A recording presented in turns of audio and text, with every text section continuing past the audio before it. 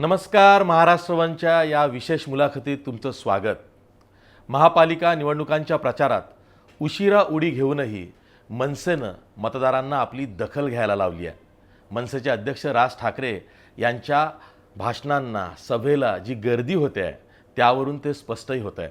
आज आपल्यासोबत मनसेचे अध्यक्ष राज ठाकरे आहेत. सर, महाराष्ट्रवनच्या या विशेष मुलाखतीत तुमचं स्वागत आहे.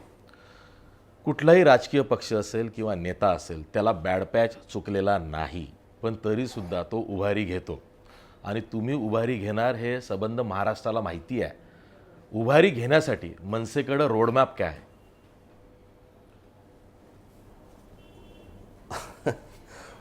उभारी घ्यायची असेल तर पहिली मला घ्यायला लागेल, नंतर मी रोड दाखवेन.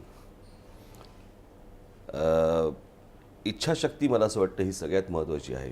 की रोड मॅप हा मी देईनच, परंतु माझ्या मनात काय आहे तर मी ज्यावेळेला जग पाहतो आणि जग पाहिल्यानंतर माझ्या असं लक्षात येतं की आपल्या मागून आलेले देश पुढे जातात,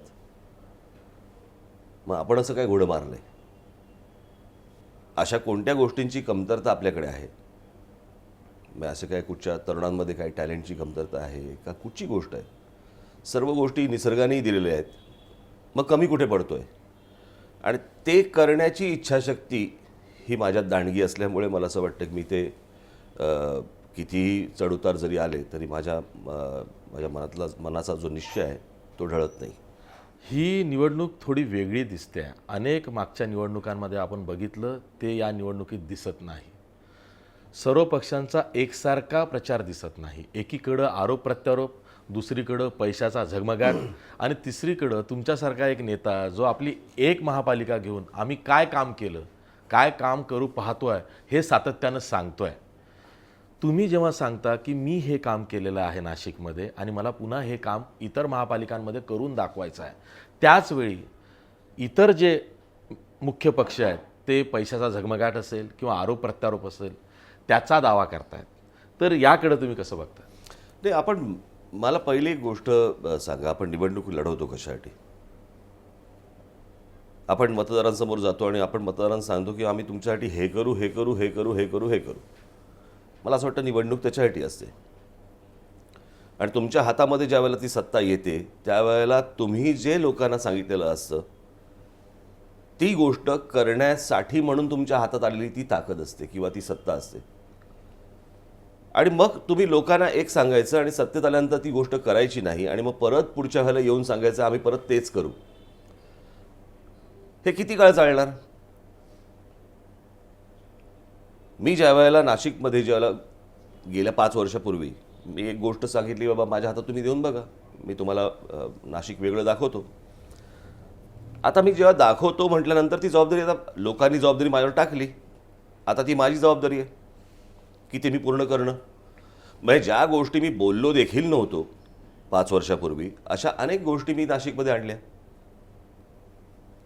ही शहरं आपली आहेत, ही आपल्या महाराष्ट्रातली शहरं आहेत. या शहरांमध्ये किंवा या ग्रामीण भागामध्ये राहणारा प्रत्येक नागरिक हा माझा आहे. ही जर भावना जर तुमची नसेल तर मला असं वाटतं तुम्ही काही नाही करू शकत आणि काही घडणार पण नाही. राज्यात सत्तेत असलेले 2 पक्ष भाजप आणि शिवसेना एकमेकांच्या विरोधात. मला कळलंच नाही. मला तर उद्धव ठाकरेंची भाषणं जी चालू आहेत त्याच्यात नरेंद्र मोदींचा काय संबंध? महानगरपालिकेचा आणि नरेंद्र मोदींचा काय संबंध?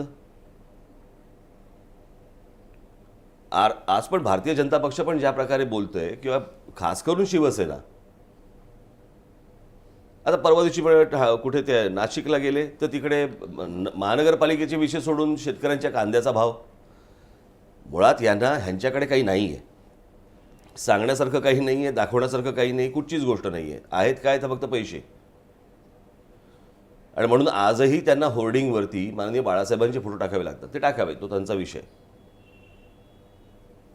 पण प्रश्न असा आहे की या सगळ्या याच्यामध्ये कामं कोणीच दाखवत नाही आहे, कामं कोणीच सांगत नाही आहे आणि तरीही 25 वर्ष हातामध्ये सत्ता. म्हणजे मला लोकांनाच हा प्रश्न विचारायचा आहे की कुठचीही गोष्ट जर समजा तुम्हाला समोर दिसत नसेल तरीही जर समजा मतदान होत असेल तर मग या निवडणुकांना काय अर्थ आहे? या जाहीरनाम्याला काय अर्थ आहे? कशासाठी प्रकाशित करायचे ते? त्याची जर अकाउंटेबिलिटीज नसेल, मी जाहीरनामा जाहीर केल्यानंतर जर समजा मला लोकही विचारणार नसतील 5 वर्षांनी की तुम्ही असं असं लिहिलं होतं आणि त्याचं काय केलं, पत्रकारही विचारणार नसतील की हे तुम्ही लिहिलं होतं त्याचं काय झालं, मग कशासाठी जाहीर करायचा तो जाहीरनामा. आणि नुसता जर निवडणूक हा जर खेळ असेल, खेळा. मुंबईसाठी मनसेनं जाहीरनामा प्रसिद्ध केला नाही, पण मुंबई ही देशाची आर्थिक राजधानी आहे आणि एक मुंबईकर म्हणून तुमच्याही स्वप्नातली मनातली एक मुंबई आहे. मुंबईकरांना ह्या सोयीसुविधा मिळणं हा त्यांचा हक्क आहे तुम्हाला वाटतंय तर ती काय? खरं सांगू तर माझ्या मनातली मुंबई ही, जरी ते काही वर्षांपूर्वी सोडून गेलेले असले तरी ब्रिटिशांनी उभी केलेली मुंबई ही ज्या प्रकारे या शहराचा टाउन प्लॅनिंग किंवा या शहराकडे जसं पाहिलं गेलं, मला असं वाटतं तसं या शहराकडे पाहणं गरजेचं आहे. याच शहराकडे नाही तर कुठच्याही शहराकडे. मुंबईसाठी गेल्या 5 वर्षाचंच आपण बघूया. 37,000 कोटी रुपयांचं बजेट असेल वार्षिक, किंवा केंद्राच्या ज्या योजना आहेत JNURM सारख्या, त्यातनं येणारा निधी असेल. राज्य सरकारच्या 2 एजन्सीज आहेत, MSRDC, 8 MMRDC. एजन्सीज आहेत. हो, त्यांची कामं असतील. जवळपास 1,00,000 कोटीची कामं मुंबईमध्ये काढली गेलीत किंवा निघालीत. आणि आज जर का तुम्ही मुंबईच्या रस्त्यांवरती फिराल तर ती कामं कुठं आहेत असा प्रश्न प्रत्येकाला पडतो. मला तोच प्रश्न पडला आहे. जे पारदर्शकतेचं कुठचं सर्टिफिकेट मिळालंय हे मोजायचं कशात? रस्त्यात अजूनही खड्डे दरवर्षी पडतात. मला असं वाटतं मुंबई हे जगातलं एकमेव शहर असेल की जिकडे 100-125 कोटीचं खड्डे बुजवायचं कॉन्ट्रॅक्ट निघतं. आज मी नाशिक महानगरपालिकेमध्ये जे रस्ते केलेले आहेत, ह्या रस्त्यांचं जवळपास 3 वर्षाचा मेंटेनन्स हे त्या कॉन्ट्रॅक्टरने करायचं आहे. हे इथे नाही होऊ शकत. मग इथे दरवर्षी जर 100-125 कोटी रुपयांचं बजेट हे फक्त खड्डे बुजवायचं निघतं, असं कुठचा देश आहे, असं कुठचं शहर आहे? तुम्हाला चालायला फुटपाथ मिळत नाहीत, सगळे फेरीवाल्याने अडवून ठेवलेले असतात. गाड्या पार्किंगला जागा नाही, गाड्या चालवायला जागा नाही. तुम्हाला रस्ता क्रॉस करता येत नाही. ट्रॅफिकचा सेन्स उडून गेलेला आहे. एक साधारणपणे 15 वर्षापूर्वीपर्यंत मुंबईमध्ये तो एक सेन्स होता. रात्री साधारणपणे सिग्नल जरी चालू, असं पकडा की 12 वाजता जर समजा सिग्नल चालू असेल तर गाड्या थांबायच्या. आता दुपारी थांबत नाहीत. आणि हे लक्षण चांगलं नाही आहे शहरांसाठी. कोणत्याही प्रकारची शिस्त नसलेली अशी बेशिस्त शहरं नुसती उभी करायची, हे काय माझं स्वप्न नाही. सर, एखाद्या शहरासाठी पैसा खर्च होतो, तो राज्य सरकारच्या तिजोरीतून जातो की मग त्या महापालिकेच्या तिजोरीतून जातो की केंद्राचा पैसा असतो? पैसा हा पैसा आहे, तो सर्वसामान्यांच्या कर रूपातूनच तो आलेला आहे. जेव्हा सत्ताधारी भाजप, ज्यांचा मुख्यमंत्री आहे, ज्यांचा नगर विकास मंत्री हाच मुख्यमंत्री आहे, ते देवेंद्र फडणवीस पारदर्शकतेचा मुद्दा पुढं करून मुंबई महापालिकेवरती SIT नेमतात, चौकशी नेमतात. आणि दुसरीकडं शिवसेना म्हणते की इथं जे कंत्राटदार ब्लॅकलिस्टेड झाले त्यांनाच भाजपच्या नागपूरच्या महापालिकेमध्ये कामं दिली गेली. जेव्हा हे एकमेकांशी अशा पद्धतीनं भांडतात तेव्हा सर्वसामान्यांनी काय यातनं घ्यायचं? खोटं बोलतात. हे गेली अनेक वर्ष तेच कॉन्ट्रॅक्टर्स आहेत मुंबई महानगरपालिकेमध्ये आणि दरवर्षी त्यांनाच कॉन्ट्रॅक्ट दिली जातात. तो एक नेक्सस आहे. ते त्याच्या पलीकडे शिवसेनेने कुठच्या दुसऱ्या कॉन्ट्रॅक्टरला काम दिलंय? काही मोठ्या कंपन्या आल्या का? L&T सारख्या मोठ्या काही कंपन्या आल्या का की जे मुंबईसाठी काम करतायत, रस्त्यांसाठी काही काम करतायत? तेच कॉन्ट्रॅक्टर्स दरवर्षी येतात आणि त्यांनाच ही कामं दिली गेली जातात. हे तुम्हाला निवडणुकीच्या तोंडावरती फक्त दुसरीकडे लक्ष डायव्हर्ट व्हावं एवढंच ह्यांचं काम आहे आता. की ह्यांना कोणीही विचारू नये की तुम्ही 25 वर्षात काय काम केलं. 25 वर्ष शिवसेना आणि भारतीय जनता पक्ष दोघेही बसले होते ना मुंबई महानगरपालिकेत. मग आता कसले एकमेकांवरती आरोप करतायत? दोघांचेही हात भ्रष्टाचाराने बरबटलेले आहेत. हे फक्त तुमचं नागरिकांचं लक्ष दुसरीकडे वळवायचं की जेणेकरून आम्हाला हे प्रश्न विचारू नका की आम्ही 25 वर्षात काय केलं. याच्यासाठीचे हे सगळे उद्योग आहेत.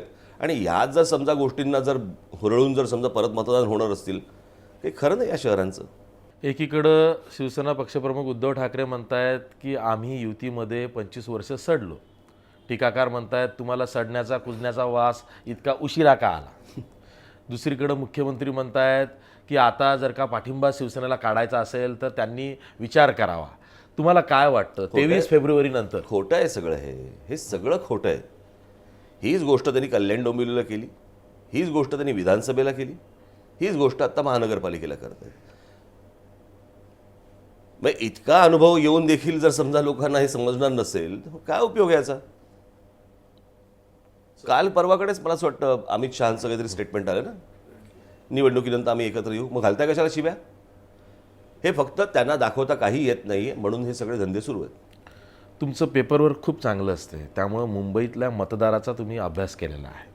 तुम्हाला असं वाटतं पेपर वर्क वगैरे नसतं, तो सेन्स असतो. हां, तेच ना, म्हणजे एक आपले कॅल्क्युलेशन्स ठोकताळे तुमचे परफेक्ट असतात. मुंबईतला मतदार जर का बघितला आणि त्यातला मराठी टक्का जर का बघितला तर आज शिवसेना जो दावा करते आहे की मराठी मतं आमचीच आहे आणि त्या बळावरच आमचे सर्वाधिक नगरसेवक निवडून येतील, हा दावा तुम्हाला पटतो? हा, मला असं वाटतं मराठी माणसाने विचार करायचा गोष्ट आहे ही. प्रश्न असा आहे की या सगळ्या याच्यामध्ये आपण एक पहिली गोष्ट बघितली पाहिजे की या महानगरपालिकांच्या निवडणुकीमध्ये नागरिक म्हणून मला कोणत्या सुविधा मिळत आहेत, मला कोणत्या सुविधा मिळाल्या, माझ्या कुटुंबाला काय मिळालं. मतदान करताना जर समजा आत्ता कुटुंबाचा विचार करून जर मतदान होणार नसेल आणि ज्यांनी कामं केली नाहीत त्यांना जर मतदान होणार असेल आणि ज्यांनी कामं केलेली आहेत ही दाखवून देखील जर मतदान होणार नसेल तर मग मला असं वाटतं की पैसा जिंकला, कामं हरली. तुम्ही निवडणूक पूर्व युतीसाठी शिवसेनेसमोर हात पुढे केला होता, तो फेटाळला गेला. तो हात पुढे करताना किंवा टाळी देताना नेमकं तुमच्या मनात काय होतं? तुम्हाला का असं वाटतं की शिवसेनेसमोर मैत्रीचा हात पुढे फक्त विचार एवढाच होता की हा महाराष्ट्र, ही मुंबई शहर आहे. हे मुंबई शहर एका लढ्यातनं उभं राहून या महाराष्ट्राला मिळालेलं आहे, जे महाराष्ट्राचंच होतं पण काही लोक मागत होते किंवा स्वतंत्र करा म्हणून सांगत होते. त्या लढ्यामध्ये इतकी जणं हुतात्मे झालेले आहेत, जो हुतात्मा चौक आपल्याकडे आहे. आज परिस्थिती अशी आहे की या मुंबई शहरावरती एक संकट घोंगावते आणि परत ती एक प्रोसेस सुरू होते, झालेली आहे किंबहुना, की हिला वेगळं करण्याचं. अशा वेळेला हे शहर मराठी माणसाच्या हातात राहिलं पाहिजे, एवढ्या एका उद्देशाने मी आपापले इगो बाजूला ठेवले. कारण आमच्या इगोंपेक्षा देखील मुंबई आणि मराठी माणूस खूप मोठा आहे आणि खूपच मोठा आहे. परप्रांतातनं लोकांनी येऊन मराठी माणसाच्या गालावरती टाळी मारण्यापेक्षा मला असं वाटतं मी टाळीसाठी हात पुढे केलेला जास्ती चांगला नाही का? त्यांनी जय महाराष्ट्र म्हणत त्याच्या पलीकडे सर समजा त्यांना नसेल इंटरेस्ट, मी तो विषय त्या दिवशी बंद केला, सोडून दिला. तो पूर्णपणे फुलस्टॉप आहे की या निवडणुकीचा माझा विषय संपला असंच मी त्याशी जाहीर केलं ना. तरी तुम्हाला लोकांच्या मनातला एक प्रश्न विचारतो. उद्या 23 फेब्रुवारीला ही कोण लोक आहेत? माझ्या मनातलं मत निकालाच्या दिवशी जर का अशी परिस्थिती कागदावरती आली की मनसेची मदत शिवसेनेला लागते, मी परत तुम्हाला तेच सांगतो, मी जर तर मध्ये निवडणूक लढवत नाही. मी ज्यावेळेला निवडणूक लढवतो त्यावेळेला मी 100% मी माझी आणि माझ्या सहकाऱ्यांची, माझे जेवढे आहेत त्यांची सगळ्यांची स्ट्रेंथ त्याच्यामध्ये असते. हे असल्या गोष्टींचा विचार करून की असं झालं तर काय होईल, तसं 4 दिवस तर उरलेत, निकाल लागल्यावरती विचार करू. पण आत्ता विचार करून नाही चालत ना. तुम्ही सगळ्या गोष्टी त्याच्यामध्ये ओतलेल्या असतात, सगळ्या गोष्टी टाकलेल्या असतात, तुमचे श्रम असतात. ते असं झालं तर काय होईल, तसं झालं तर. काल एकाने मला प्रश्न विचारला, देवेंद्र फडणवीसांना काढून नितीन गडकरी जर समजा आले, आता ह्याला काय अर्थ आहे का या गोष्टीला? या जर तरला काय अर्थ नसतो आणि मी कधीच उत्तर देत नाही या गोष्टींची. बरं सर, 2014ची विधानसभा निवडणूक, मुंबईमधले 15 आमदार भाजपचे आले, 14 शिवसेनेचे आले आणि त्याच बळावरती भाजपनं जागा वाढवून मागितल्या. किंबहुना आता जो झगमगाट प्रचारात दिसतो आहे पक्ष संघटनेपेक्षा भाजपला अजूनही आपल्या प्रचार स्टाईलवरती, शैलीवरती जास्त विश्वास आहे. तुम्हाला असं वाटतं की प्रचाराला भुलून मतदार पक्ष संघटना नसतानाही एखाद्या पक्षाला मतदान करतो?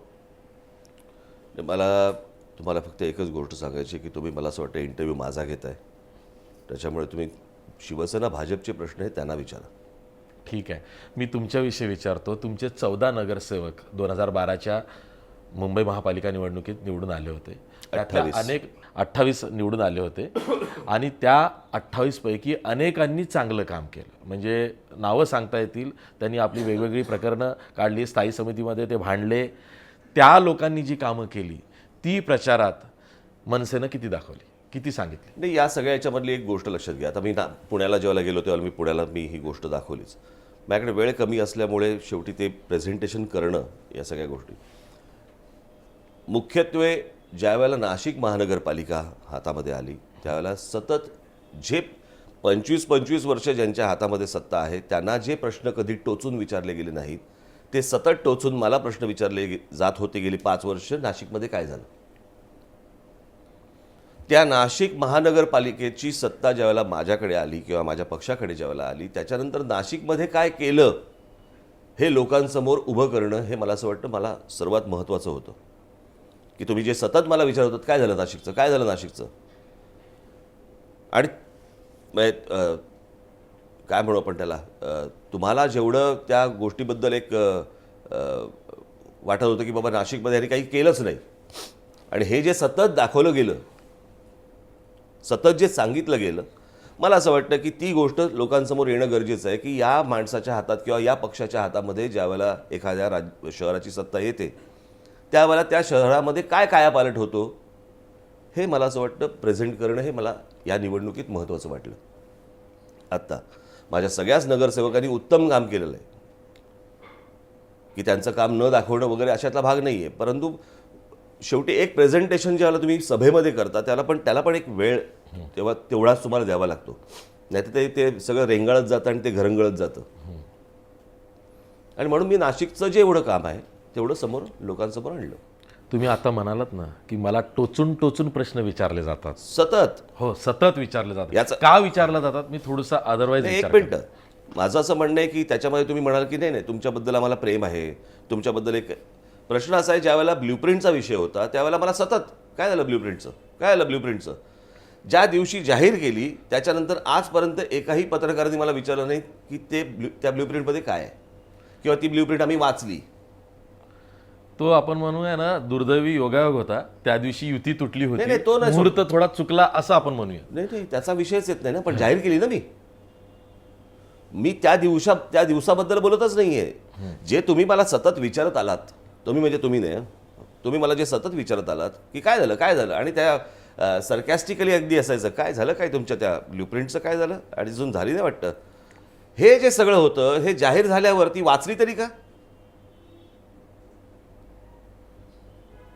म्हणजे नाशिकच्या विकासच झाला नाही, अजून काहीच नाही, काही घडलंच नाही, काही होतच नाहीये, हे जे सतत सुरू होतं या सगळ्या ज्या बातम्या होत्या त्या एकत्र करा आणि जेव्हा नाशिकच्या सगळ्या पूर्ण झालं त्याच्या बातम्या एकत्र करा आणि प्रमाण बघा.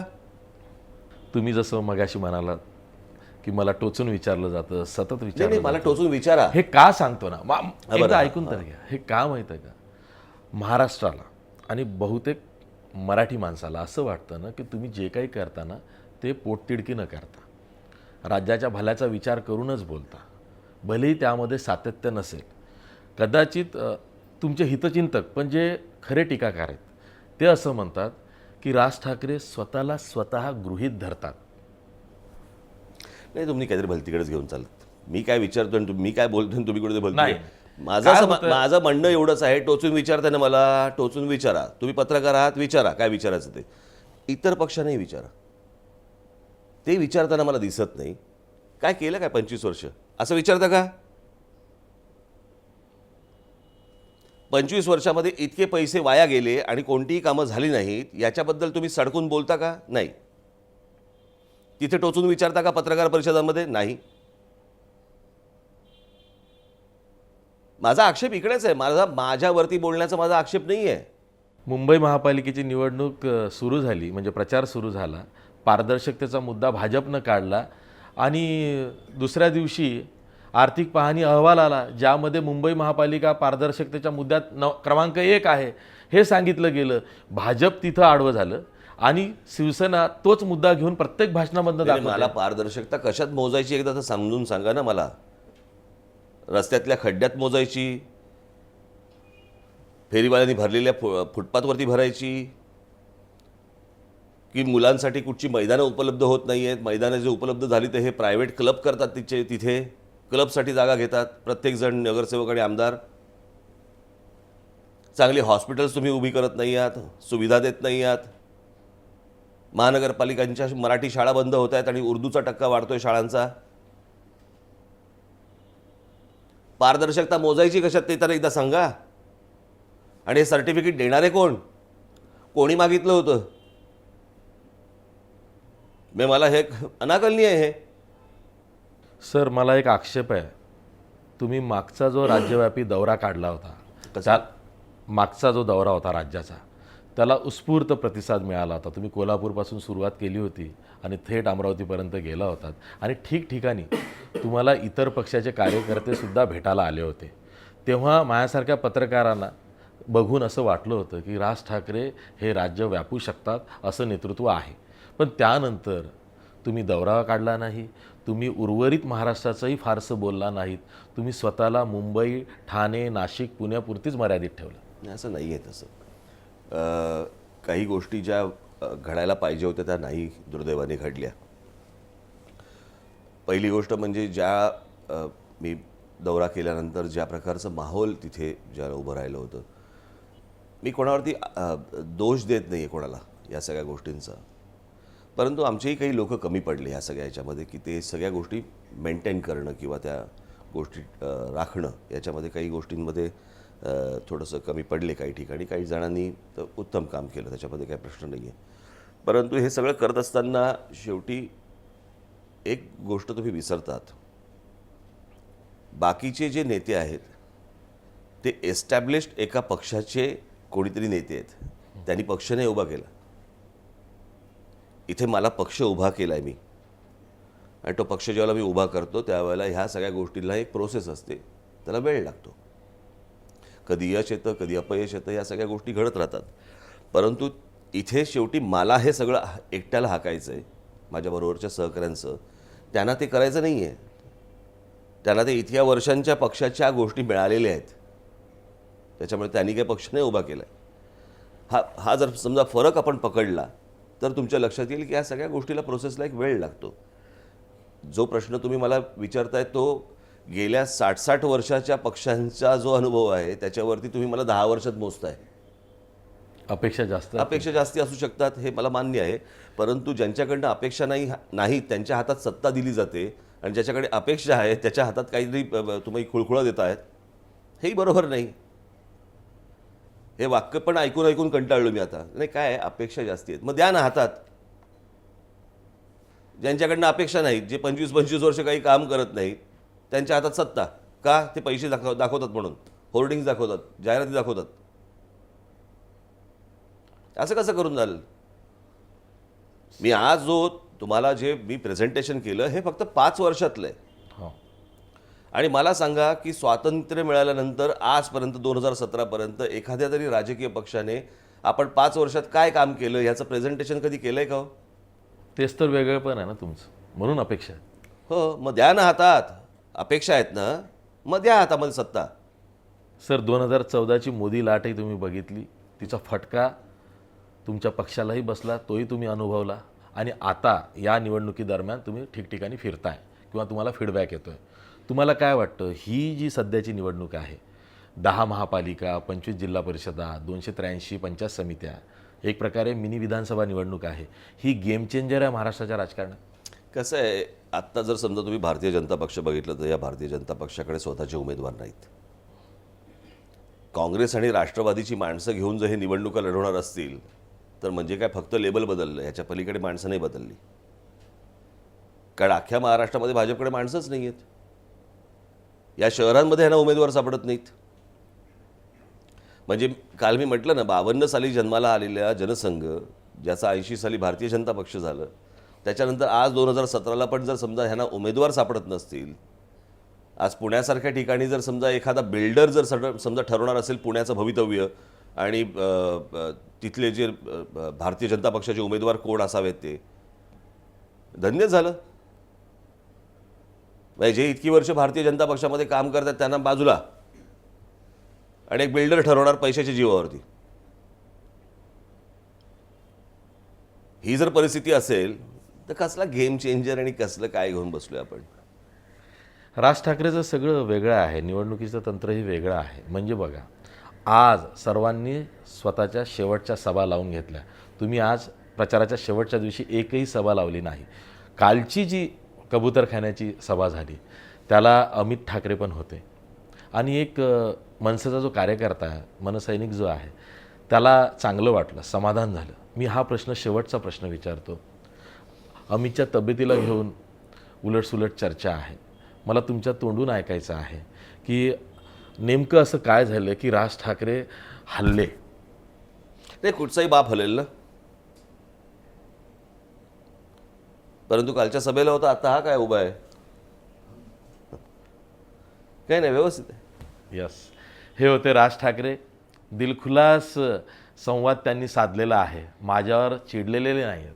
माझा हा पहिला इंटरव्ह्यू आहे आणि माझ्या सर्व प्रश्नांना त्यांनी मुक्त हस्ते उत्तर दिलेलं आहे. यापुढेही आपण अनेक मुलाखती राज ठाकरेंच्या करणार आहोत. पहा फक्त महाराष्ट्र वन.